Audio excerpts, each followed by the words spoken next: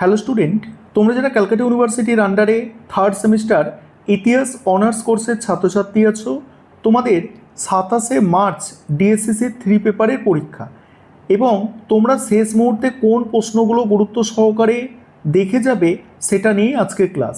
এবং তোমরা যারা ইংলিশ ভার্সনের স্টুডেন্ট আছো তোমরাও আজকে ক্লাসটা দেখো, কারণ সাজেশানটা আমি বাংলায় তো আলোচনা করবই, তার সঙ্গে সঙ্গে ইংলিশেও থাকছে। আরেকটা বিষয় বলি, আজকে তোমাদের সাজেশান আলোচনা করব এবং একটি মডেল কোয়েশ্চেন পেপার নিয়ে আলোচনা করব।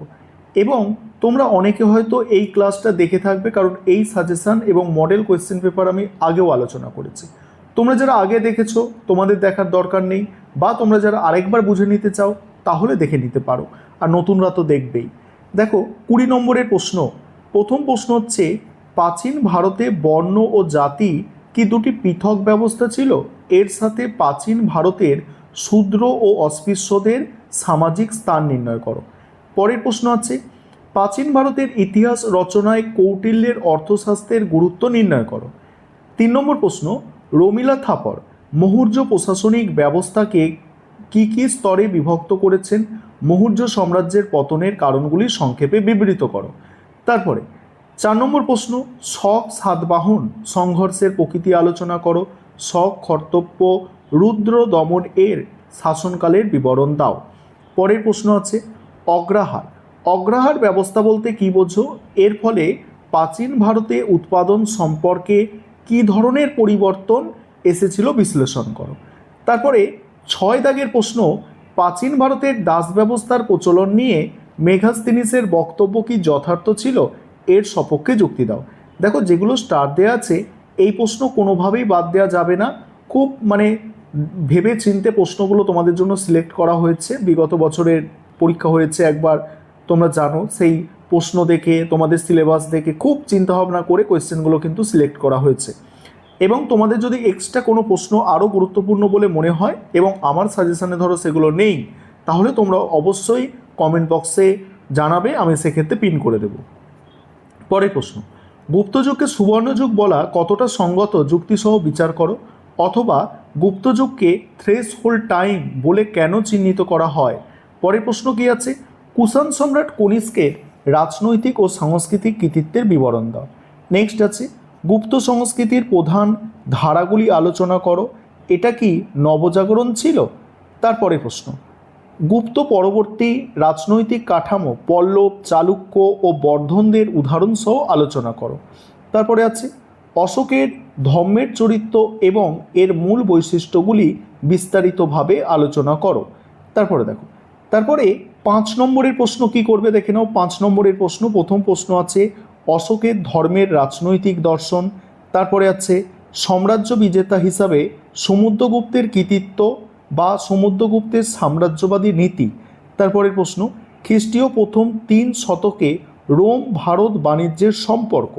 তারপর গান্ধার ও মথুরা শিল্পশৈলীর বৈশিষ্ট্য। নেক্সট আছে দেখো, নেক্সট প্রাচীন ভারতের বিজ্ঞান ও চিকিৎসা শাস্ত্রের উৎপত্তি ও অগ্রগতি। পরের প্রশ্ন, ধর্মশাস্ত্র অনুযায়ী প্রাচীন ভারতে নারীর সম্পত্তির অধিকার ও বিবাহ ব্যবস্থা। পরের প্রশ্ন, মৌর্য যুগের রাজস্ব ব্যবস্থা ও কৃষি ব্যবস্থা। নেক্সট, গুপ্ত শাসন প্রতিষ্ঠার প্রাক্কালে উত্তর ভারতের রাজনৈতিক অবস্থা। সঙ্গম সাহিত্য টিকা তৈরি করবে, তান্ত্রিক ধর্মধারার প্রারম্ভিক বৈশিষ্ট্য, কুষাণ ও গুপ্ত যুগে মুদ্রার বৈশিষ্ট্য, আর ভারতের সামন্ততন্ত্রের উত্থানের প্রেক্ষাপট। এইগুলো 5 নম্বরের। তারপর এখানেও একটা 5 নম্বরের প্রশ্ন আছে, দেখো এগুলো 5 নম্বরে করছো। এবারে তোমরা এই পেপারের ওপরে মডেল কোয়েশ্চেন পেপার দেখে নাও, যেগুলো সব থেকে গুরুত্বপূর্ণ বলে মনে হয়েছে সেগুলো নিয়ে এই মডেল প্রশ্নপত্র তৈরি করা হয়েছে। আশা করি তোমরা এখান থেকে 60% বা 50%-এর মতো অবশ্যই কমন পেয়ে যাবে। দেখো এখানে কি কি প্রশ্ন রাখা হয়েছে। দেখো এখানে প্রথমেই 5 নম্বরের প্রশ্ন। 5 নম্বরের প্রশ্ন, অশোকের ধর্মের রাজনৈতিক দর্শন আলোচনা করো। তারপরে আছে সাম্রাজ্য বিজেতা হিসাবে সমুদ্রগুপ্তের কৃতিত্ব মূল্যায়ন করো। তারপরে মৌর্য যুগের রাজস্ব ব্যবস্থা ও কৃষি ব্যবস্থার ওপর একটি সংক্ষিপ্ত টিকা লেখো। নেক্সট, প্রাচীন ভারতের বিজ্ঞান ও চিকিৎসা শাস্ত্রের উৎপত্তি অগ্রগতির বিবরণ দাও। তারপরে আছে তান্ত্রিক ধর্মধারার প্রারম্ভিক বৈশিষ্ট্যগুলি কী ছিল। তারপরে দেখো, গুপ্ত শাসন প্রতিষ্ঠার প্রাক্কালে উত্তর ভারতের রাজনৈতিক অবস্থা সংক্ষেপে বিবৃত করো। তারপরে 20 নম্বরের প্রশ্ন, প্রাচীন ভারতের ধর্ম ও জাতি কি দুটি পৃথক ব্যবস্থা ছিল? এর সাথে প্রাচীন ভারতের শূদ্র অস্পৃশ্যদের সামাজিক স্থান নির্ণয় করো। নেক্সট, প্রাচীন ভারতের ইতিহাস রচনায় কৌটিল্যের অর্থশাস্ত্রের গুরুত্ব। অগ্রহার ব্যবস্থা বলতে কী বোঝো? এর ফলে প্রাচীন ভারতে উৎপাদন সম্পর্কের কী ধরনের পরিবর্তন এসেছিল তা বিশ্লেষণ করো। গুপ্তযুগকে সুবর্ণযুগ বলা কতটা সঙ্গত যুক্তিসহ বিচার করো। তারপর কুষাণ সম্রাট কনিষ্কের রাজনৈতিক ও সাংস্কৃতিক কৃতিত্বের বিবরণ দাও। নেক্সট, গুপ্ত পরবর্তী রাজনৈতিক কাঠামো, পল্লব, চালুক্য ও বর্ধনদের উদাহরণসহ আলোচনা করো।